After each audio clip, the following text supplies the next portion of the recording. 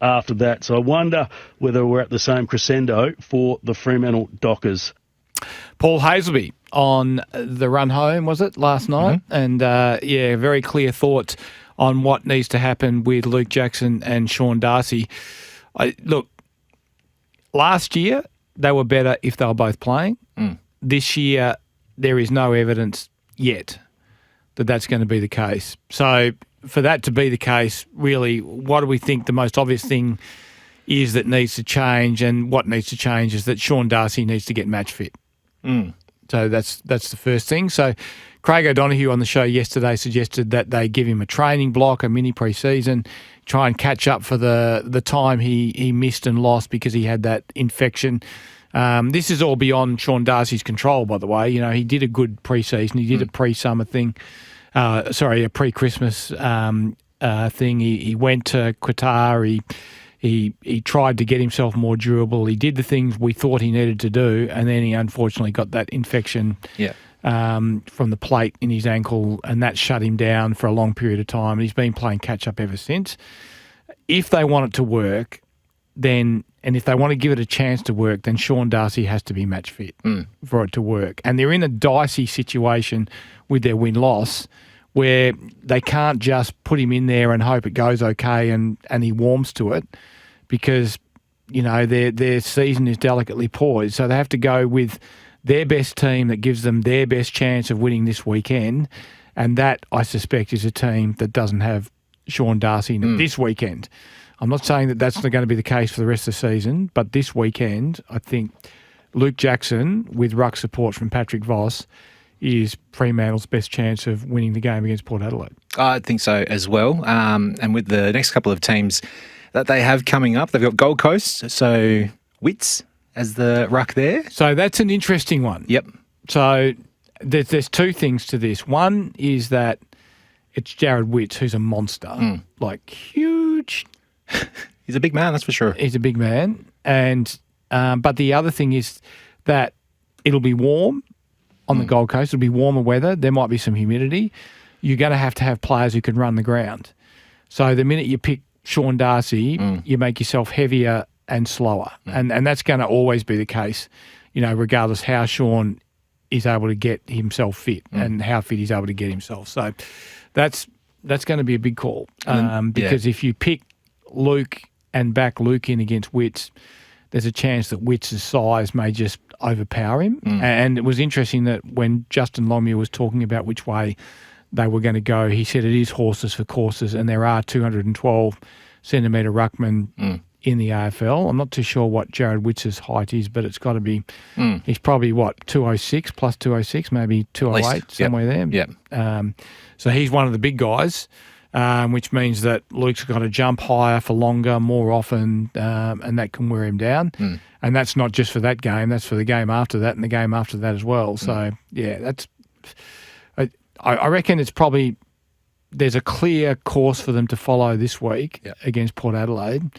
Next week might be the one where they have to make it, which probably makes it all the more important that Shawn Darcy plays in the waffle this week and gets some match fitness and hopefully gets some confidence and gets some momentum so that if they do decide to take two ruckmen to the Gold Coast, he's in better nick to be able to do it. It might even be too short term, but I think they should look at the North Melbourne game where they're back at home. Tristan Xerri would be one that you probably need to take two in against to sort of have an effect on. So that gives him 3 weeks almost to build up a bit more the fitness base and get the touch back and stuff like that in the waffle before turning it out to there. Because I think Gold Coast, you go with Jackson and maybe a backup. But with Voss, you know, with the setup that you have. I think popping Shawn Darcy back in straight on the Gold Coast out of whatever he might have been doing is maybe just a bit too much. Yeah, it's a big call.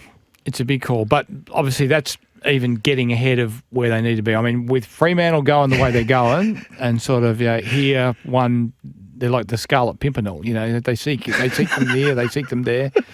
They seek them bloody everywhere. Yeah. And every now and again they turn up. Yeah. But 4 of the next 5 at home. Yeah. Including a bye.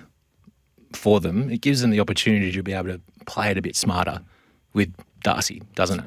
Well, I reckon as a starting point, as I say, not getting ahead of ourselves. Yeah. Darcy plays in the waffle this week. Yeah. Luke Jackson and Patrick Voss play in the ruck against Port Adelaide. Mm-hmm. And then let's have the conversation again next week. All right. And see how we go. Okay. And we've got to give it up to Paul Heath for throwing out crescendo as well. Like that. Love that. Got him It's a great word. building to a crescendo. Yeah, it'd be about 68 points, I reckon, in Scrabble, that one. Do you know the most overused word in the English language almost, or the most misused word Yeah. in the English language? You know how many commentators use the word laconic? I was going to say, that was my guess. Yeah. Laconic? Yeah. And it's... Do you know what laconic means? It's... Oh, no, hang on. How do commentators use it? They use it as a description for laid back. Laid back. Or chilled, I guess. Like, yeah. And laconic means quietly spoken. Yeah. So it's not a... So this I know from personal experience because I was a prolific user of the word laconic. Oh, okay. And an English professor sent me a letter and said, Mark, I really like the way you write, but can you please stop using laconic? You're using it wrong. And where were they from? The English professor? Like, were they out of good stock or...? From the Laconic University. Perfect. That's exactly what you want. One text here saying, I'd play Voss and McDonald before Darcy as the second ruck. They're more mobile up forward and contest the ball a lot better and more aggressive at the ball at ground level as well. So one thing that people forget about Shawn Darcy is that when Shawn Darcy was younger and fitter, Shawn Darcy was a guy that could get forward and kick a goal. So there was a season, I think it might have been 2021. Yep. He kicked 15 goals. I think the following season might have been 2022. He kicked 12 goals. Now, that doesn't sound like big tallies, but 15 goals is almost a goal a game. And if you could say now that Shawn Darcy would be good for a goal a game, he'd probably be playing in the team, even if he was mainly forward and he was just giving Luke Jackson a spell in the ruck. So there are ways that this can work, but that it can only work if Shawn Darcy is really up and going and he's really fit and he's marking the ball as well as hitting the ball, because otherwise they're going to end up with one ruckman and it might be the wrong ruckman. Yeah. Because I think Luke Jackson wants to be the guy. And with the forward line trying to figure themselves out and get themselves straightened up and everything like that, does plopping a ruckman in there then impact that negatively? That's a really good point. And one thing the forward line did on the weekend was function.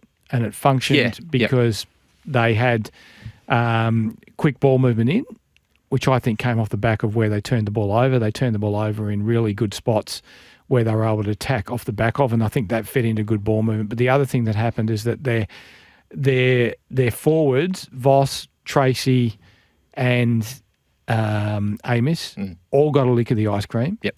They all kicked goals. Yep. And they all look dangerous at various times. And other times it's just been Josh Tracy with the other two, sort of like wrestling and not doing much. So that worked. So maybe while that works, keep it going. GP from Basso is saying Shawn Darcy has to get fit and be in form, as does every player. What Freo doesn't know yet is what Jackson can achieve as a free-ranging forward, i.e. the old-fashioned centre-half forward. Who would you prefer, Voss or Jackson as the second ruck forward? Note, Freo lost their last 3 games last season with Jackson as a sole ruckman. Yeah, so the win-loss, it's a matter of fact. The win-loss last year was 4-7 with Jackson, but that does include 3 losses late in the year, minus Shawn Darcy, minus a couple of other key players against very good opponents. So, GWS beat them in Sydney, Geelong beat them in Perth, Port Adelaide beat them in Perth. All those teams, good teams, and Fremantle had other outs. I think Alex Pearce was missing at that stage, and even mid-match in the Port Adelaide game, I think that was when Hayden Young hurt his leg. So there were other reasons for that, but with both ruckmen playing, they won 8, lost 3, drew 1. So it has worked for them in the past, which tells you that it can work. Whether it does work, it only works if Shawn Darcy is really fit. Lisa Ellenbrook saying, morning Duff and team, the longer Shawn Darcy is out of the team and Luke Jackson going solo is working. Unfortunately for Shawn, I can't see him getting back in. Yeah, I can see him getting back in, but only if he's got more momentum and more going for him than he has at the moment. And do you it's hard to ask or answer, but is that being picked on because he's there or because he's going to add to the team, or that sort of Buckley audio that we were talking about before, where we're trying to figure out if if he's picking them because they've signed him to that contract. Well, I think Nathan Buckley was talking about this week. Yeah. So his message to Justin, and he knows Justin, he likes Justin, they've worked well together in the past. His message to Justin this week is that don't pick Shawn Darcy this week. Don't worry about the fact that they're both on big contracts and on big money. And that would be my message to Fremantle generally too, even over the back half of this season. If you think it doesn't work out and if you think you have to shift one, then I think most of us would say that Shawn Darcy is the one to shift and Luke Jackson is the one to keep. Just more athletic, looks more durable, et cetera, et cetera, et cetera. What I would say is that history says there will always be a club keen to acquire a guy who can be the lead ruckman. History says that. Yeah. When Brodie Grundy left Collingwood, he went to Melbourne, didn't work out at Melbourne, was picked up by Sydney, has led the ruck at Sydney and has played a key role at Sydney. There are other clubs when you look around, you know, how is Briggs going at GWS? Yep. Now, in the past, he's gone all right. How's he going right now? You could argue not so well. Geelong has existed without a specialist ruckman, really, for 15 years. It hasn't hurt them. No. Well, it probably has hurt them at times, but not enough to stop them from being a very successful club.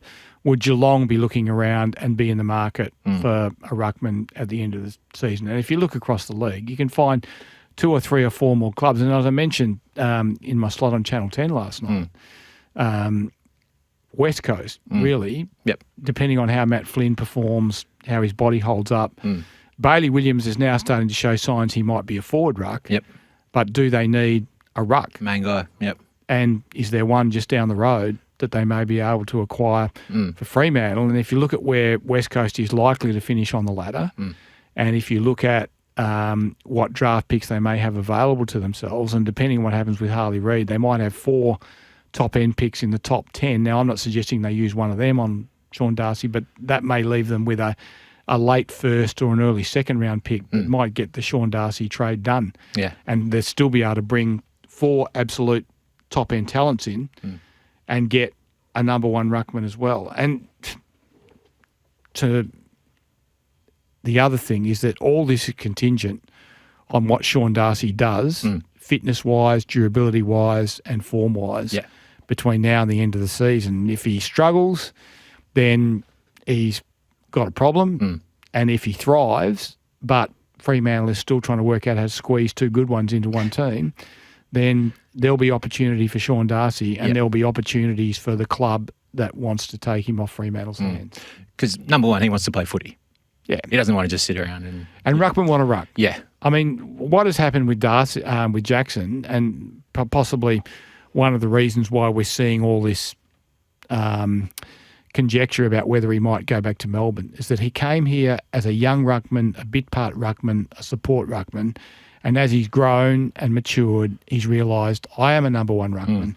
He said it after the game, against GWS. I'm a number 1 ruckman. I feel like that's where I play my best footy. So he's at that age now where that's what he wants to be. So the question he's asking himself is, where can I be that? And there's, with Max Gawn's age, the answer is probably there's 2 places you can be that. You can be that at Fremantle now, or you can probably be that at Melbourne in 1 or 2 years' time.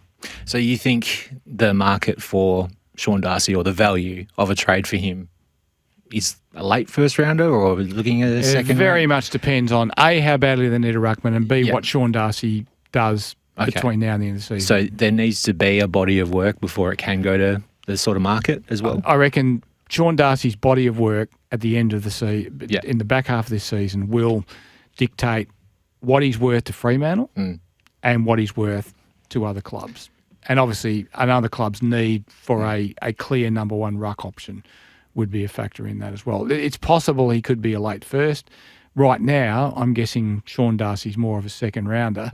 And it might also be that, given that he's on a good contract, it might be that Fremantle has to pick up part of the contract to get someone else to take him. That's the other thing here. Do we know if he's ready to go this week? Or is it expected to be ready to go this week? Well, he was close last week. Yeah.